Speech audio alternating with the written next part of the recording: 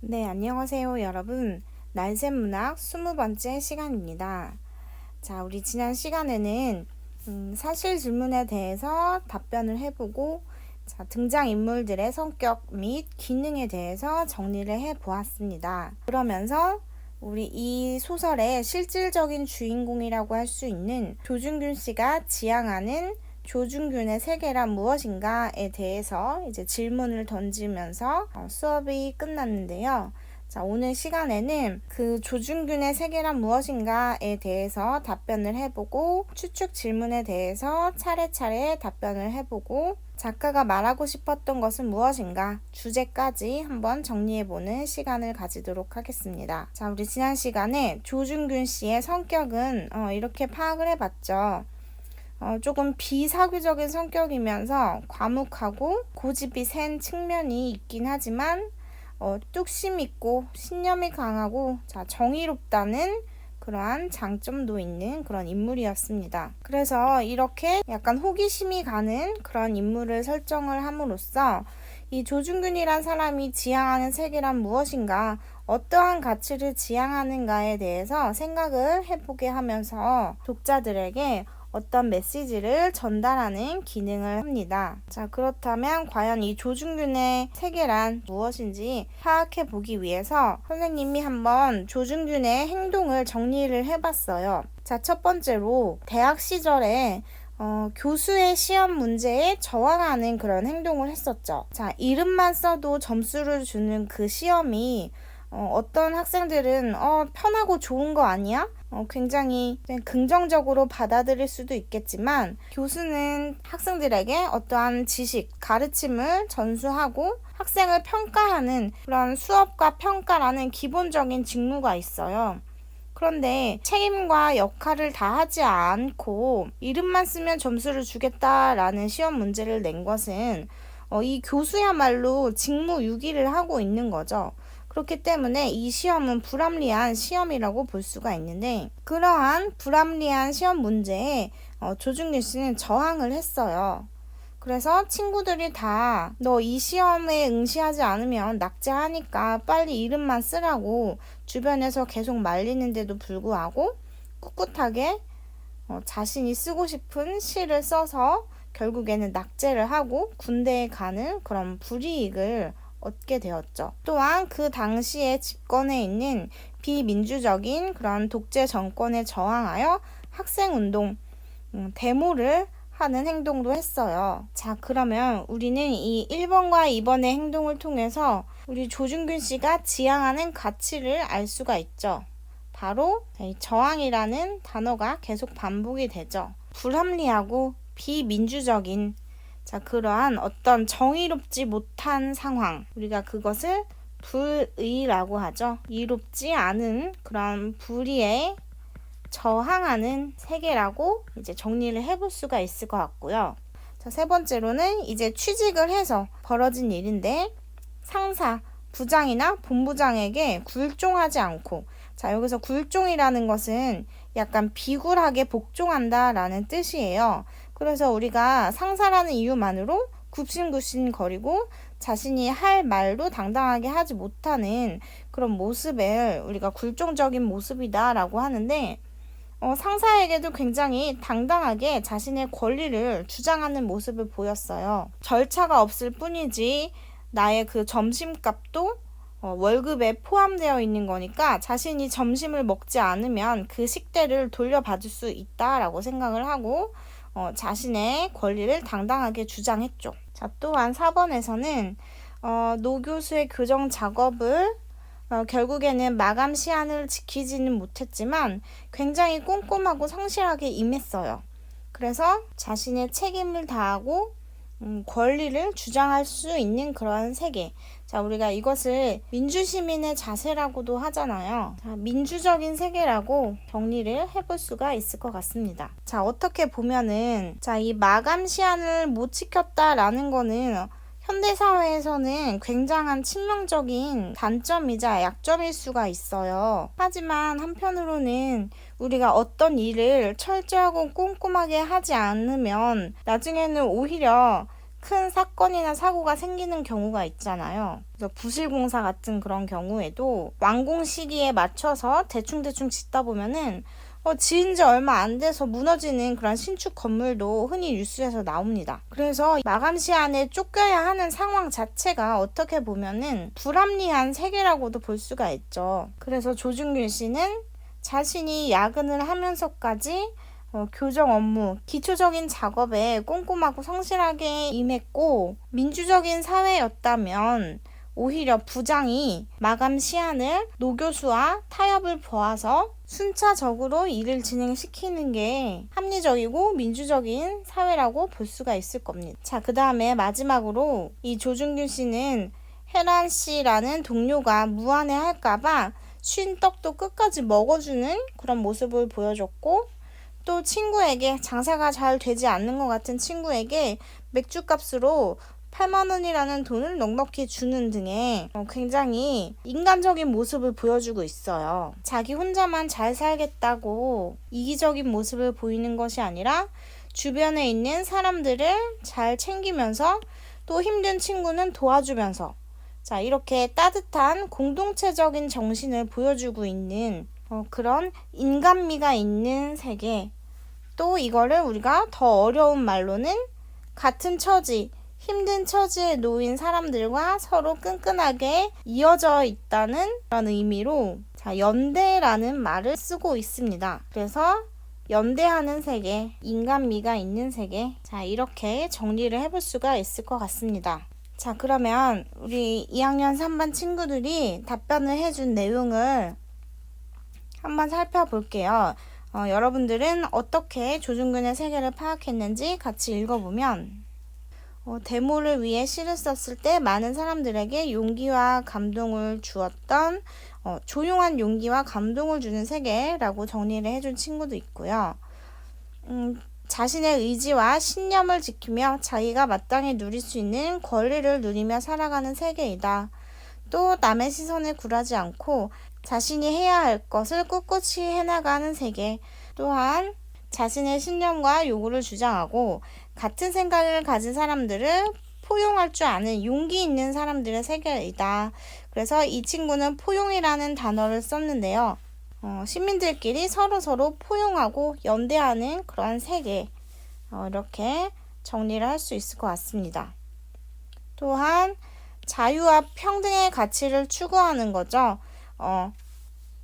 독재 정권에 저항해서 학생 운동을 하는 것 자체가 자유와 평등을 추구한다라는 그런 내용이니까 이것도 잘 찾아준 것 같고, 자신에게 당당할 수 있는 세상, 자신의 소신을 지키는 세상, 그다음에 자신이 세운 기준을 지키며 살기 위해서 용기를 낼 수 있는 그러한 진정한 멋있는 삶이라고 생각을 해준 친구도 있고, 자신의 행동에 불이익이 따르더라도 그쵸, 이 부분이 중요하죠. 나의 이익만 중시하는 게 아니라 자신에게 불이익이 있더라도 옳다고 생각하는 것을 추구하는 그런 삶 자체가 조중균의 세계라고 생각한다. 굉장히 핵심을 잘 짚어준 그런 학생의 의견이었습니다. 자, 그래서 친구들이 정리해준 그런 내용을 또 합쳐서 우리 조중균의 세계를 한 문장으로 정리해 보겠습니다.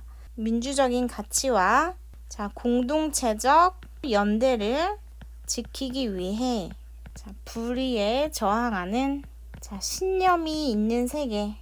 선생님은 이렇게 정리를 해보고 싶습니다. 그래서 선생님은 이 신념이라는 단어를 굉장히 좋아합니다. 그냥 이리저리 남의 의견에 휩쓸려가는 것이 아니라 자신이 옳다고 생각하는 그러한 가치를 꿋꿋하게 추구해 나갈 수 있는 그런 정신 세계가 분명히 우리 사회를 조금 더 이롭게 만든다고 생각을 해요. 남들이 보면 쓸데없는 고집을 부린다, 세상 참 힘들게 산다, 이렇게 얘기할 수도 있지만 선생님은 옳은 가치를 꿋꿋하게 지켜나가는 것은 피곤한 일이 아니라 멋있는 일이라고 생각을 합니다. 그리고 그렇게 자신의 신념으로 그리고 그렇게 자신의 신념으로 똘똘 뭉친 사람은 어떠한 힘든 일이 있을 때도 그 자신이 지키는 가치가 굉장히 의미 있는 것이기 때문에 어디에서든지 당당하고 또 자신과 같은 생각을 가진 사람들이 만나면 더 끈끈하게 연대하는 그런 신기한 힘도 가지고 있습니다. 자, 그래서 여기서 시의 한 구절이 떠오르는데요. 고든 소리를 부른다. 자, 이러한 시의 한 구절이 있는데 옳은 목소리를 내는 사람은 그 의견에 동참하는 또 다른 고든 소리를 불러들여서 더 큰 목소리를 내서 세상을 변화시킬 수 있다라는 그런 의미의 시인데요. 자, 이 시는 나중에 시간이 되면 한번 같이 살펴보도록 하겠습니다. 자, 그러면 이어서 여러분이 던져준 그런 추측 질문에 대해서 답변을 해보도록 하겠습니다. 자, 추측 질문이라는 것은 여러분들이 소설 속에서 어느 정도 추론을 통해서 해결해낼 수 있는 그런 질문들을 따로 분류를 해본 것인데요. 자, 총 16가지 정도가 있습니다. 자, 1번부터 한번 다 같이 살펴보도록 할게요. 자, 첫 번째로 조준규는 왜 자신만의 세계에 사는 걸까? 자, 조준규 씨가 뭔가 자신만의 그런 독특한 세계에 살고 있는 거는 알겠는데 그렇다면 왜 그러한 자신만의 세계에 사는 걸까에 대해서 질문을 해준 친구가 있었습니다. 자, 그런데 이 왜라는 질문에는 자신만의 세계에 사는 것이 조금은 좋지 않다라는 의미가 담겨 있는 것 같아요. 자, 우리가 당연하고 또 괜찮은 것에 대해서는 왜라고 의문을 갖지 않는데 이 친구는 조준균 씨가 굉장히 좀 괴팍해 보였나 봐요. 자, 하지만 우리 앞서 정리했듯이 조준균이 살고 있는 그 세계는 이상하거나 괴팍한 것이 아니고 굉장히 정의롭고 또 동료애가 넘치는 그러한 세계였습니다.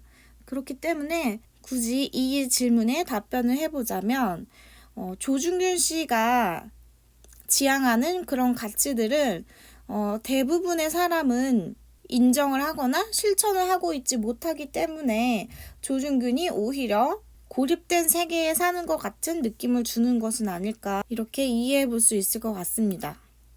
그래서 답을 정리를 해보면 자, 조준균이 추구하는 가치를 다른 사람들이 인정하고 있지 않거나 혹은 심정적으로는 공감을 하지만 실천하고 있지 못해서 자, 이렇게 정리를 해보면 좋을 것 같습니다. 자, 또한 2번 조준규는 언제부터 자신만의 세계에 빠지게 되었을까? 자, 이것은 적어도 대학생 시절부터인 거를 우리가 알 수 있었죠. 다른 친구들은 이름만 쓰면 점수를 준대 하면서 굉장히 좋아하고 있을 때 본인만의 신념에 따라서 시험 문제가 없는 것은 정상적이지 못하다라는 생각으로 대학 교수에게 저항을 하고 시험을 보지 않았으니까 적어도 대학교 시절부터 자신만의 세계에 빠져들었다라고 확인해 볼 수 있고 그 이전에 고등학교 시절에는 어땠는지는 우리가 이 소설 속의 내용만으로는 추측하기가 힘듭니다. 자, 3번 조준균이 부장과 본부장 혹은 대학 시절 친구들에게 비난을 받으면서도 꿋꿋이 행동하는 이유는 무엇일까? 자, 왜 그렇게 피곤하게 행동할까? 자, 이 질문을 던져준 친구도 이 조준균 씨가 굉장히 피곤한 사람으로 느껴졌나 봐요. 그냥 다른 사람들이랑 비슷하게 적당히 어울려서 그렇게 살면은 될 텐데 남들을 조금은 불편하게 피곤하게 만들면서까지 그렇게 행동하는 이유는 무엇일까라고 질문을 해주었는데요. 선생님은 이렇게 간단하게 얘기하고 싶습니다. 자, 그렇게 행동하는 것이 옳은 것이니까 그렇게 행동하는 것이다. 자, 우리가 현대사회에서 옳은 목소리를 내는 것을 오히려 나댄다거나 세상 피곤하게 산다 이런 식으로 우리가 바라보는 시각이 있는데요. 선생님은 이러한 시각이 굉장히 위험하다고 생각이 들어요. 자, 옳은 것은 당연히 끝까지 지향해야 될 일이고 불합리한 그런 상황에 처해 있을 때 그것을 개선하기 위해서 행동하고 실천하는 것은 오히려 고마워해야 되는 일이라고 생각을 합니다. 그래서 선생님이 그 친일파의 문제도 굉장히 수업 시간에 자주 얘기를 했는데 일제강점기 당시에 문학인들도 친일파가 있었고 그다음에 저항 문인이 있었고 그다음에 저항까지 나아가지 못해도 절필을 하는 그런 문인들이 있었다고 했었잖아요. 그럼 이 시기에도 당연히 일제 저항하고 절필하는 것은 단지 피곤할 뿐만이 아니라 자기에게 굉장히 치명적인 행동이었어요. 자, 그럼에도 불구하고 꿋꿋이 행동하는 이유는 우리 민족이 고유한 주권을 가지고 자주 국가가 되는 것이 옳은 것이기 때문이었죠. 그래서 이 질문에 대한 대답은 이렇게 간단히 정리를 해볼 수가 있을 것 같습니다. 그 다음에 4번. 자, 조중규는 자신이 회사에서 해고될 것이라는 생각을 하지 못했을까? 자, 이것은 아마도 자신에게 불이익이 있을 거라는 것을 추측했을 것 같아요. 왜냐하면 대학 시절 그 교수의 시험에서도 이름만 쓰지 않으면 낙제를 한다라는 사실을 알면서도 그렇게 행동했잖아요. 자, 그럼에도 불구하고 옳은 일이니까 옳은 일을 하는 것을 주저하지 않았던 것이죠. 그래서 내가 어떠한 직업 윤리를 가지고 내가 회사에서 잘리지 않는 것보다는 내가 하는 일에 완벽을 다해서 잘못된 정보를 제공받는 학생들이 없도록 이렇게 교재 교정 작업을 철저히 했던 것이죠. 그래서 굉장히 이거는 쉽지 않은 선택이었을 겁니다. 자기 밥줄이 달린 문제임에도 불구하고 틀린 것을 똑바로 고치려는 그런 행동은 이제 칭찬받아야 하는 행동이라고 생각을 합니다. 자, 그 다음에 5번. 조중규는 왜 형사가 준 5,000원을 모욕적이라고 느꼈을까? 자, 여기에서도 이 작가가 조금 개그를 하고 있는데, 자, 목욕하라고 준 5,000원을 자, 모욕적이라고 받아들였다. 자, 이거는 우리가 다양한 언어 유희의 방법이 있는데, 자, 언어를 가지고 노는 것, 언어 유희의 방법 중에서도 자, 유사한 발음을 사용한 언어 유희라고 볼 수가 있어요. 선생님이 굉장히 자주 하는 그런 아재 개그에 속하는데, 자, 이 작가도 이 소설 속에서 이러한 언어 유희를 보여주고 있습니다. 자, 어찌됐건, 자, 이 형사가 5,000원을 줬다고 모욕을 왜 느꼈을까? 자, 이 당시 이 형사는 자, 주인공이 원하는 바를 좌절시키는 그러한 반동 인물의 한 명이다라고 소설의 첫 시간에 이야기를 했잖아요. 자, 그래서 이 조중규는 독재 정권에 저항하는 그런 학생 운동을 하는 인물이었는데 이 형사는 당시의 독재 정권 체제에 기여하는 사람이므로 당연히 이 5,000원을 준 거는 자, 호의잖아요. 호의. 좋은 마음으로 이제 베푼 것이라고도 볼 수 있는데 이 조중규 씨는 자신이 깨부수고 싶은 당시 독재 정권에 기여하는 사람이 자신에게 베푼 호의를 이제 굴욕적으로 느꼈던 것이죠. 그래서 내가 이기고 싶은 대상에게 이제 패배감, 굴욕감을 느꼈기 때문에 이제 모욕적이라고 생각을 하게 된 것이죠. 지금의 패배를 기억하고 되갚아주려는 그 복수심. 자, 이러한 거를 우리가 사자성어로 자, 절치부심한다라고 합니다. 자, 이거는 끊을 절자에 절단하다 할 때 절자죠. 그다음에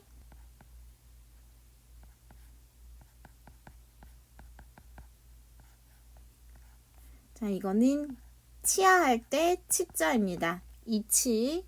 그다음에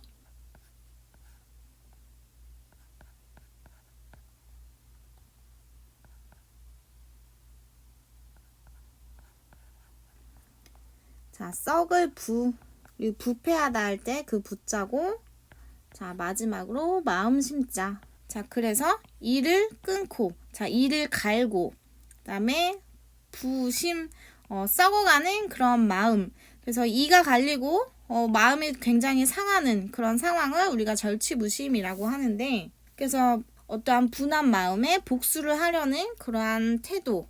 자, 이것을 우리가 절치부심한다라고 이야기를 합니다.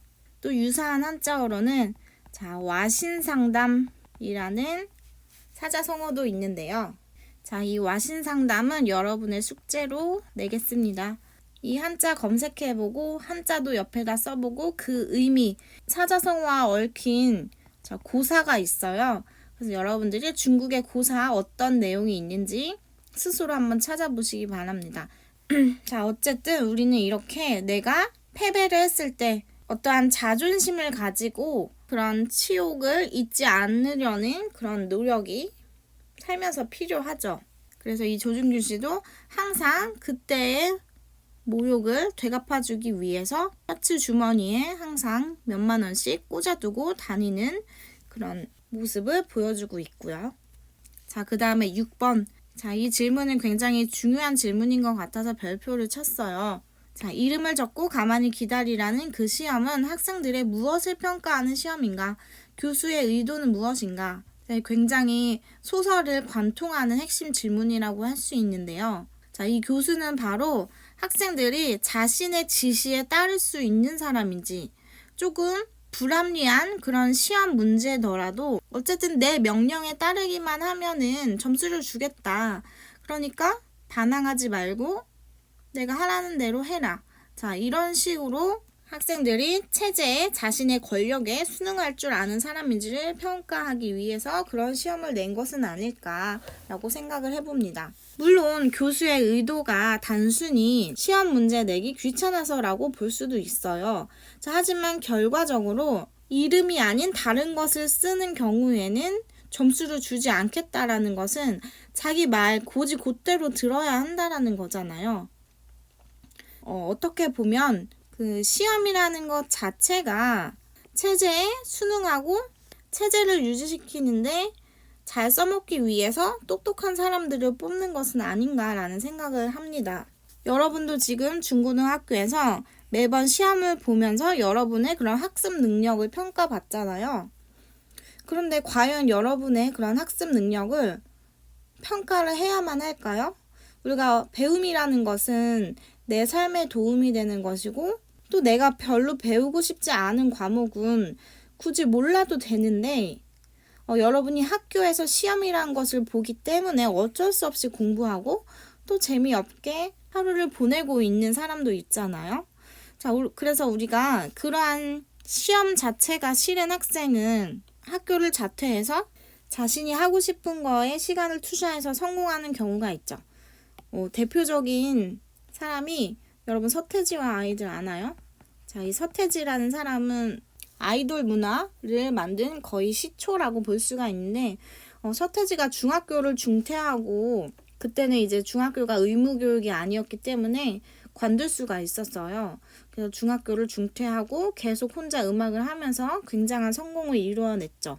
그래서 우리가 꼭 체제에 순응해야만 하는 것은 아닌데 우리 대부분의 일반인들, 평범한 사람들은 어떠한 능력이 특별하지 않다거나 용기를 내기 힘들다거나 하는 그런 마음에 어쩔 수 없이 순응을 하면서 살고 있게 됩니다. 그래서 우리가 그 시험에 대해서도 한번 짧게 생각을 해봤고요. 자, 7번입니다. 조중균은 왜 그 수첩에 사인받는 것에 집착하는 것일까? 사인이라는 것은 우리가 이름을 쓰는 거잖아요. 근데 조중균 씨는 앞서 그 시험에서 자기 이름을 쓰지 않아서 불이익을 받았어요. 굉장한 불이익을. 그랬을 때 자신의 이름을 쓴다는 거, 사인을 한다는 것은 어떠한 확인의 의미가 있는데 조중균 씨는 나는 점심을 먹지 않았고 나는 나태하지 않다라는 자신의 그러한 결백을 확인받고 싶어서 그렇게 집착을 하고 있는 것 같다고 이제 정리를 해볼 수 있습니다. 그러니까 이 조중균 씨는 자신 스스로 결백하고 떳떳한 것을 굉장히 중요시하는 그런 인물이라는 것을 이 장면에서 확인할 수 있죠. 내가 점심을 먹지 않고 돌려받겠다고 하니까 본부장은 그걸 내가 어떻게 알 수 있냐라고 조중균 씨의 그런 양심을 건드렸어요. 조중균 씨를 의심한 거죠. 그런데 조중균 씨는 스스로 당당하고 떳떳한 사람인데 나의 그런 결백을 본부장이 의심하니까 또 특유의 그런 자존심이 발동해서 나는 절대 먹지 않았다라는 것을 꼭 확인시키고 싶은 그런 마음에서 이제 사인을 굳이 받으려고 한 거죠. 우리 평범한 사람들 같았다면 아예 그런 시도조차 하지 않았을 수 있고 본부장을 귀찮게 하는 거잖아요. 관리자의 눈밖에 나고 싶지 않은 경우가 대다수인데 조준균 씨는 관리자를 귀찮게 하면서 거의 투쟁하다시피 해서 자신의 권리를 얻어냈고 또 당신이 점심을 먹지 않은 것을 내가 어떻게 확인하냐 몰래 먹을 수도 있는 거 아니냐라고 했을 때 찔리는 사람이 있을 수도 있겠죠. 내가 배고프면 그냥 가끔씩 한번 몰래 먹을까? 자, 이렇게 생각하는 일반인들도 분명히 있는데 이 조준균 씨는 그럴 생각도 없었을 뿐더러 그거를 의심받는 상황이 되니까 자신의 결백을 확인시키려고 이제 꼭 굳이 사인을 받으려고 하는 것이죠. 자, 그러면 우리 순서를 조금 바꿔서 연결되는 질문에 대해서 답변을 먼저 해볼게요. 자, 13번입니다. 자, 나는 조준균이 나는 나태하지 않았습니다 라는 문구에 사인을 해달라고 요청했을 때 왜 사인하지 않았을까? 라는 질문을 해준 친구도 있는데요. 자, 이 장면은 이제 노 교수가 교재를 독촉하면서 부장이 영주에게 시간 단위로 작업량을 확인하라고 이제 지시를 내리니까 조준균 씨가 영주 씨와 둘이서 확인하자고 하면서 이 수첩을 들이민 거죠. 자, 그러면 영주가 여기에 사인을 한다라는 것은 결국에는 본부장과 똑같은 그런 사람이 되어버리는 거예요. 자, 그러면 본부장과 같은 사람이라는 것은 어떤 사람인가요? 상대의 말을 곧이곧대로 믿지 못하고 남을 의심하는 사람이 되는 거죠. 그래서 영주는 조준균 씨가 나태하지 않다라는 것도 잘 알고 있고 매우 야근까지 하면서 열심히 한다라는 것도 알고 있는데 시간 단위로 조준균 씨를 독촉해야 하는 그런 상황이 굉장히 불편했을 거고 내가 거기에 사인을 하는 순간 나는 본부장처럼 조준균 씨가 열심히 일하지 않는 것은 아닌지 의심하는 사람이 되어버린다는 의미잖아요. 그래서 그런 똑같은 사람이 되고 싶지 않아서 굳이 또 사인을 하지 않은 거죠. 자, 그래서 우리가 이 장면은 소설에서 자, 1인칭 관찰자인 그런 나의 입장에서 나의 갈등이 나타나는 자, 거의 유일한 부분이라고 볼 수가 있어요. 그래서 우리 소설에서 가장 중요한 것이 이 갈등이잖아요. 어떤 인물이 어떠한 갈등을 겪고 있는가. 자, 이것을 파악하는 것이 소설의 핵심이라고 할 수 있는데 선생님이 소설의 그 첫 시간에 자, 갈등의 개념에 대해서 짚고 넘어가지 않았던 것 같은데요. 소설은 갈등의 문학이라고 할 정도로 갈등이 굉장히 중요한 그런 장르예요. 자, 그런데 이 갈등은 크게 세 가지 유형이 있습니다. 가장 흔한 개인과 개인 사이의 갈등이 있어요. 그래서 지금 이 조준균 씨와 나는 수첩에 사인을 한 해 만에 라는 문제를 가지고 지금 갈등을 하고 있잖아요. 그래서 이러한 부분은 우리가 개인과 개인의 갈등이라고 볼 수가 있고 자, 개인과 사회가 갈등을 벌이는 부분이 있습니다. 자, 이 소설에서 조준균 씨가 개인과 사회와의 갈등을 가장 두드러지게 보여주고 있죠. 조준균 씨가 개인이라면 지금 독재 정권은 이제 사회라고 볼 수가 있죠. 개인보다는 단위가 큰 집단이잖아요. 자, 또한 자, 혜란 씨 같은 경우에는 어떤 사회와 어떤 갈등을 보이고 있나요? 그쵸, 바로 취업난, 이 취업이 힘든 그런 사회적인 구조와 지금 갈등하고 있습니다. 자, 그 다음에 마지막으로는 자, 개인의 내적인 갈등이 있어요. 그래서 주로 어떠한 개인적인 고민이 있을 때 이 방향으로 갈까 저 방향으로 갈까 고민하고 있는 그런 내적인 상태를 보여주는 인물이 나오면 우리는 내적 갈등을 하고 있다라고 볼 수가 있습니다. 그래서 마지막에 영주 나가 조준균 씨의 그 술집에 다시 가볼까 말까 자, 이렇게 살짝 고민을 하잖아요. 자, 이러한 부분도 내적으로 고민하는 내적 갈등이라고 볼 수가 있습니다. 자, 그래서 우리가 짧게나마 갈등의 종류에 대해서도 한번 살펴봤습니다. 자, 그럼 다시 돌아가서 8번 질문을 볼게요. 자, 조준균은 왜 이름만 적고 기다리면 되는 시험에서 시를 쓴 것일까? 자, 이건 선생님이 특별히 추가로 집어넣은 질문인데요. 자, 자, 왜 그냥 아무 낙서를 끄적인 것도 아니고 왜 하필이면 시라는 것을 쓴 것일까 갑자기 궁금해지더라고요. 그래서 일단 단편적으로는 그냥 아무것도 하지 않고 보내는 그 시간이 무의미하다고 생각이 들어서 시간을 의미 있게 보내고 싶어서 시를 썼다고 볼 수도 있고, 자, 소설의 한 구절을 한번 읽어보면 선생님은 이 부분이 이 소설의 핵심이라고 생각이 들거든요. 프린트 6번째 단락 6이라고 써져 있는 단락 중에 한 부분입니다. 자, 아무것도 쓰지 않고 이름만 적는 건 부끄러운 일이었다. 우리가 원하는 건 아무것도 하지 않음으로써 얻어지는 형태의 것이 아니었으니까. 조준균 씨는 부끄러웠다. 여기에 이름을 적고 가만히 기다리라는 교수의 의도를 알 것 같았다. 자, 그래서 조준균 씨는 교수의 의도, 이 체제에 순응할 줄 아는 사람인지를 평가하기 위한 그런 의도를 간파하고 아무것도 하지 않음으로써 얻어지는 것은 우리가 원하는 것이 아니다 라고 생각을 하면서 이제 시를 쓰기 시작을 한 것이죠. 그래서 여러분도 아무것도 하지 않고 얻는 것을 부끄러워할 줄 아는 사람이 되어야 돼요. 아무것도 하지 않음으로써 얻어지는 형태의 것의 대표적인 거는 선생님 생각에 불로소득인 것 같아요.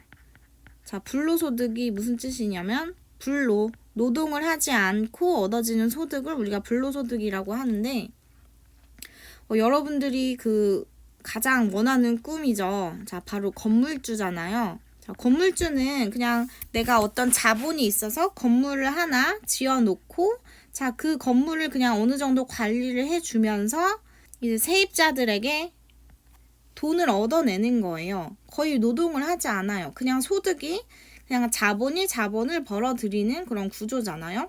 자, 그런데 선생님은 주변에서 이렇게 자기 노력, 건물을 자기 힘으로 세운 것도 아니고 부모님에게 물려받아가지고 이 건물이 자기 것이 됐는데 이 건물 관리를 하지 않고 그냥 이 건물을 담보 잡아서 돈을 빌려서 흥청망청 돈을 쓰다가 나중에는 결국에 파산하는 그런 사례를 선생님은 주변에서 봤어요.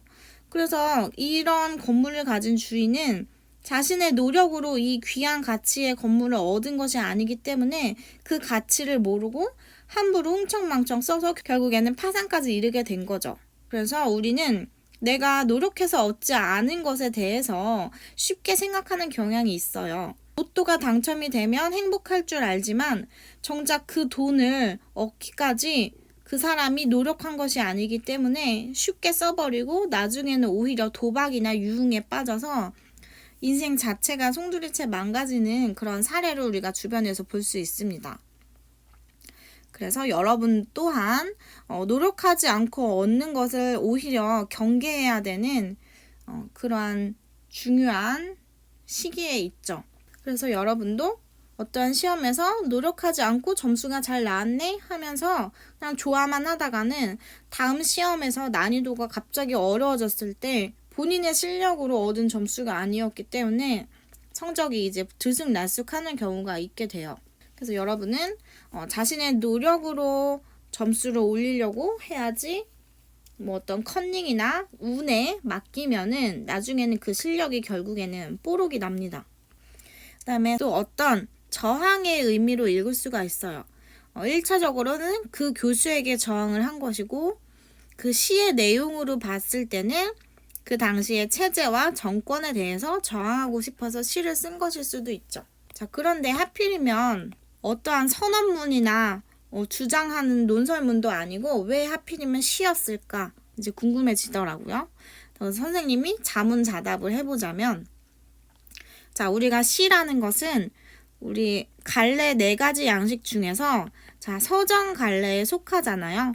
자, 이 서정이라는 것은 서정, 자신의 정서를 서술해낸다, 자신의 정서를 펼쳐낸다라는 뜻이에요. 그래서 자, 우리 정이라는 것은 인간의 그런 감정이잖아요. 그래서 우리 시위 현장에서 이 조준규 씨의 지나간 세계라는 시가 많은 시민들의 감정을 건드렸고 사람들의 감정을 건드리면 그 효과가 어떤 논리적인 설명보다도 굉장히 큰 경우가 있어요. 그래서 소설 속에서도 이런 구절이 나옵니다. 그런 전단시들은 사람들을 선동하는 효과가 있어서 그런 게 없으면 대모고 뭐고 아무것도 안 되는데 조중균 씨의 지나간 세계야말로 그런 불쏘시개 역할을 잘 해주었다는 것이다. 자, 이런 구절이 나와요. 그래서 처음부터 그런 의도를 가지고 불쏘시개 역할을 하는 시를 써보자 이런 것보다는 그 당시에 자신의 감정을 솔직하게 펼쳐놓고 보니까 그러한 시가 사람들의 공감을 얻어서 그런 불쏘시개의 역할을 이제 하게 된 것이죠. 자, 그러면 우리 이번 시간에는 8번까지만 살펴보고 자, 다음 시간에 추측 질문, 나머지 질문들과 그리고 이 소설의 주제를 정리해보는 시간을 가져보도록 할게요. 자, 그럼 여러분 오늘도 수고 많았고 오늘의 숙제는 수업 일지를 쓰시기 바랍니다. 그래서 그 수업 일지에 와신상담이라는 고사를 찾아서 정리한 내용도 꼭 포함시켜 주세요. 그래서 수업 일지 쓰고 그것을 사진 찍어서 국어 과제방에 올려주면 되겠습니다. 자, 그럼 오늘도 모두 고생 많았고 우리 다음 시간에 마지막으로 조중균의 세계를 한 번 더 살펴보는 시간을 가져보도록 할게요. 자, 그럼 우리 다음 시간에 만나요. 안녕.